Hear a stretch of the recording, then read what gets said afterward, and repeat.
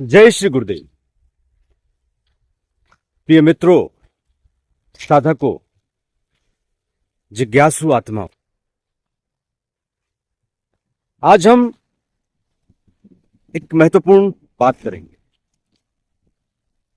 एक प्रश्न जो हमेशा हमारे अंतर्मन में कौंधता है, हमें क्या मांगना चाहिए। यह क्वेश्चन जितना इजी दिखता है उतना ही गूढ़ और गहन भी है। मानव जीवन की दिशा इसी प्रश्न के उत्तर पर निर्भर करती है। यदि हमारा लक्ष्य सही होगा तो हमारा जीवन सार्थक होगा। यदि लक्ष्य भ्रमित होगा तो यह जीवन व्यर्थ चला जाएगा। इस जीवन की सार्थकता को ढूंढना ही इस जीवन का लक्ष्य है, और उस सार्थकता को यदि हमने पा लिया तो इससे बड़ी उपलब्धि कुछ नहीं। महर्षि याज्ञवल्क्य और उनकी दो पत्नियों की कहानी आपने सुनी ही होगी, मैत्रेयी और कात्यायनी। दोस्तों, इस कहानी से, इस प्रसंग से हमें एक महत्वपूर्ण सीख मिलेगी। एक दिन महान ऋषि याज्ञवल्क्य गंभीर रूप से बीमार पड़ गए। उनकी दोनों पत्नियां मैत्रेयी और कात्यायनी उनकी सेवा में लगी रही। कुछ समय बाद जब वे स्वस्थ हुए तो उन्होंने अपनी पत्नी कात्यायनी से कहा, मैं तुम्हें एक गिफ्ट देना चाहता हूं, एक उपहार। बताओ तुम क्या चाहती। कात्यायनी बोली, मुझे सुंदर वस्त्र चाहिए, बहुमूल्य गहने चाहिए और कुछ और मटेरियलिस्टिक चीजों की कात्यायनी ने डिमांड की। याज्ञवल्क्य ने सहर्ष उनकी सभी इच्छाएं पूरी कर दी। फिर उन्होंने मैत्रेयी से पूछा, तुम्हें क्या चाहिए। सुंदर वस्त्र, गहने, धन, जो चाहो मांग लो। मैत्रेयी चुप रही। उन्होंने एक वाक्य कहा जिसने याज्ञवल्क्य को भी सोचने पर मजबूर कर दिया। ये ना हम नामृतस्यम तेना हम किम कुर्याम। जो मुझे अमृतत्व नहीं दे सकता, जो मेरे साथ सदा नहीं रहेगा, उसकी मैं क्या कामना करूं। क्या यह प्रश्न आज भी हमारे लिए प्रासंगिक नहीं है। हम सब जीवन भर उन्हीं चीजों के पीछे भागते हैं जो नष्ट हो जाती, जो नष्ट हो ही जाएंगी। धन, संपत्ति, प्रतिष्ठा, पद, वाहवाही, पावर, सुख सुविधाएं।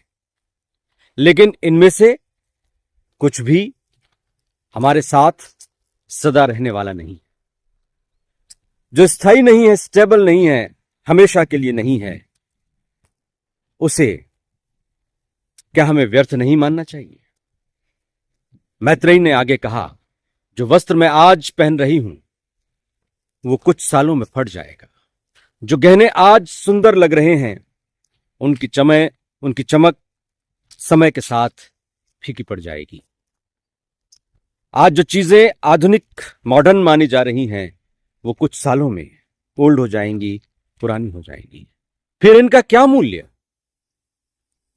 ये बात कितनी गहरी है। सोचिए, आज हम जिस घर को बनाने के लिए रात दिन मेहनत कर रहे हैं, उसे एक दिन छोड़कर चले जाना होगा। हम जिस शरीर को संवारने में अपना पूरा जीवन लगा देते हैं, वही शरीर एक दिन मिट्टी में मिल जाएगा। याज्ञवल्क्य ने पूछा, तो बताओ तुम क्या चाहती हो? मैत्रेयी ने उत्तर दिया, यदि आप कुछ देना ही चाहते हैं तो मुझे वो दो जो मेरे साथ हमेशा हमेशा के लिए रहे, जो मुझे अमृत प्रदान करे, जो मुझे मोक्ष के मार्ग पर ले जाए।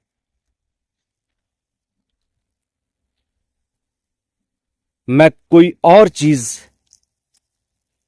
नहीं चाहती।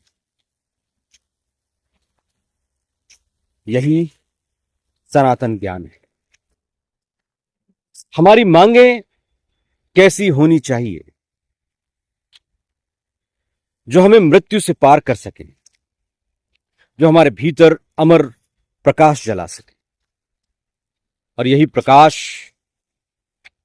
तत्व ज्ञान है, यही आत्मज्ञान है, यही परमात्मा का साक्षात्कार है।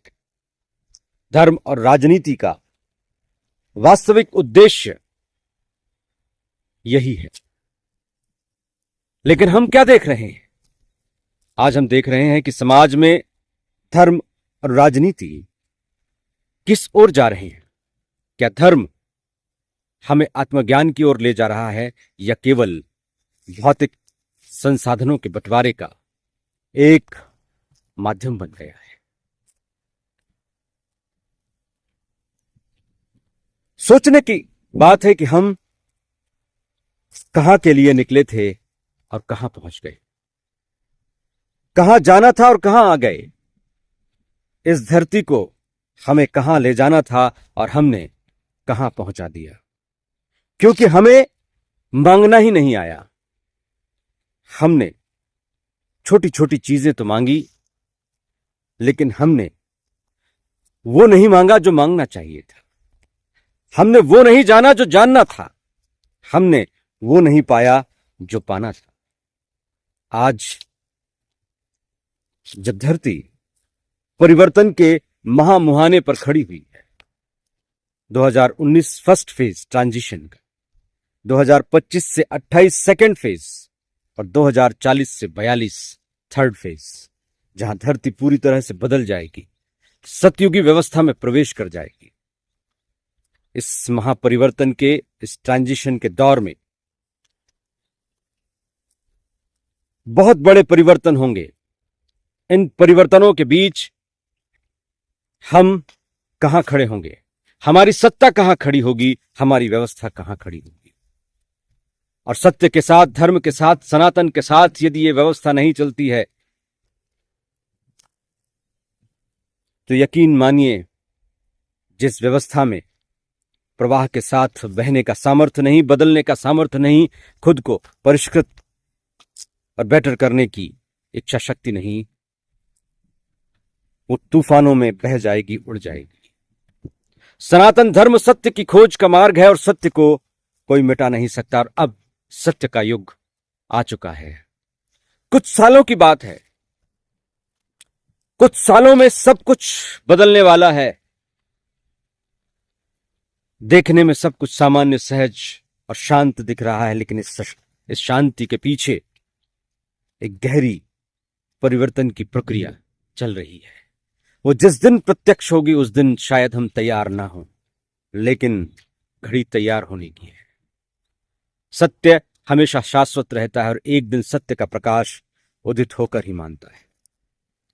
इसलिए वही मांगो जो सदा हमारे साथ रहे। अब प्रश्न आपसे है, आप क्या मांग रहे हैं? प्रश्न मुझसे है कि मैं क्या मांग रहा हूं। क्या हम अब भी क्षण भंगुर चीजों के पीछे भाग रहे हैं जिनका कोई स्थायित्व नहीं, या हम आत्मज्ञान की ओर आगे बढ़ रहे हैं? क्या हम ब्रह्म ज्ञान को समझ रहे हैं? क्या ब्रह्म नाव में हमने बैठ चुके हैं, या हमने ब्रह्म नाव की टिकट कटा ली है? आज इसी क्षण हमें निर्णय लेना होगा। कि हम ब्रह्म नाव में सवार होंगे या कली की उस काल्पनिक नाव में। जब वास्तविक प्रलय आएगी तो वो काल्पनिक नाव, कागज की नाव, झूठे सपनों की नाव, झूठी विलासिता की नाव एक पल में डूब जाएगी। सनातन सत्य ही हमेशा हमारे साथ रहने वाला है। सनातन वास्तविक प्रकाश ही हमारा मार्गदर्शक दर्शन कर सकता है, अमृतत्व दे सकता है। प्रलय की धारा में उस ब्रह्मनाव की सवारी ही हमें पार ले जा सकती है। इसी विचार के साथ आपको बहुत बहुत शुभकामनाएं। आप हम सब इस रहस्य को समझें और अपने मार्ग को सही दिशा में मोड़ें। गुरुदेव श्री रामलाल जी सियाग ने ब्रह्मनाव में सवारी के लिए हमें जो संजीवनी मंत्र दिया है, वो संजीवनी महामंत्र कलयुग में वो नाम है जो आधार बनेगा हम सबके कल्याण का। इस महासमुद्र को पार करने का, जो समुद्र अब धीरे धीरे बढ़ता जा रहा है, हम सबको सत्य की तरफ ले जाने के लिए आगाह कर रहे हैं। आज इतना ही। जय श्री गुरुदेव।